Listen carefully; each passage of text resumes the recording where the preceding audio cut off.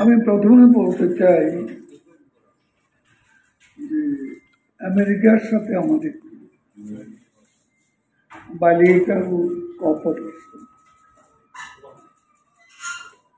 ভালো পর্যায়ে আছে। বিভিন্ন ক্ষেত্রে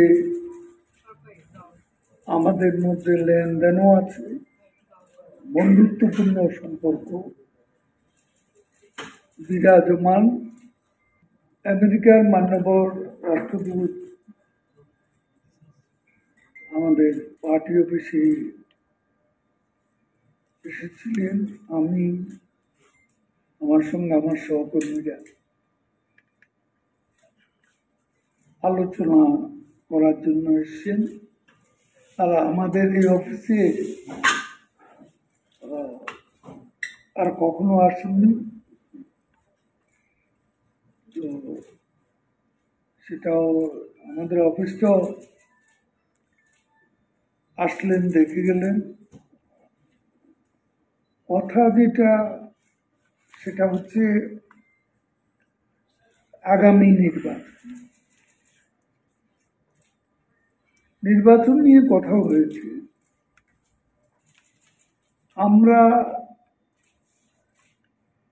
সবসময় যা বলি, আর নির্বাচন নিয়ে আমাদের যে বক্তব্য, এটা আমরা যার সঙ্গেই আলাপ করি,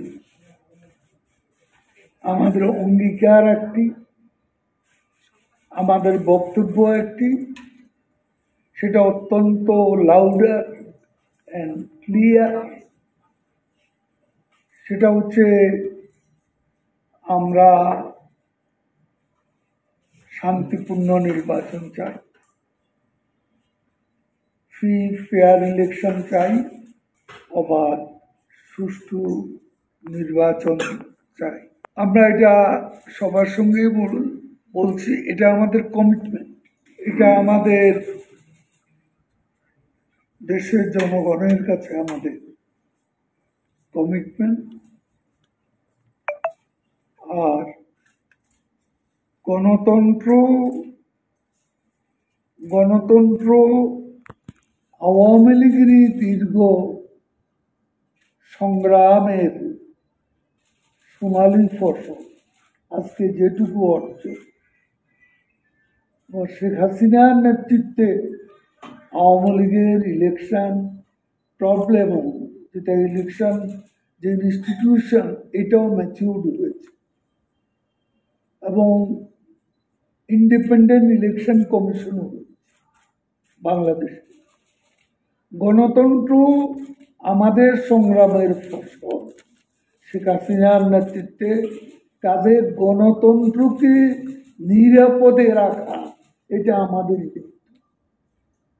গণতন্ত্রকে প্রটেক্ট করা, এটা আমাদের পবিত্র দায়িত্ব এবং এই দায়িত্ব আমরা যথাযথভাবে পালন করে যাচ্ছি। আপনি আমার ঘরে মেহমান আসলেন,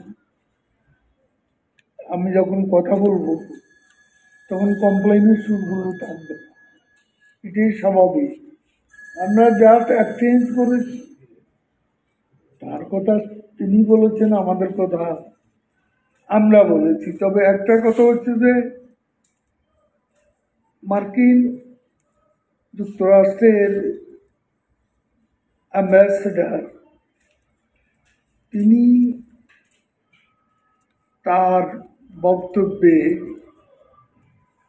কোথাও কেয়ারটেকার গভর্নমেন্ট, শেখ হাসিনার পদত্যাগ, পার্লামেন্টের বিলুপ্তি, ইলেকশন কমিশনের বিলুপ্তি, এসব বিষয়ে একটা কথা বলে।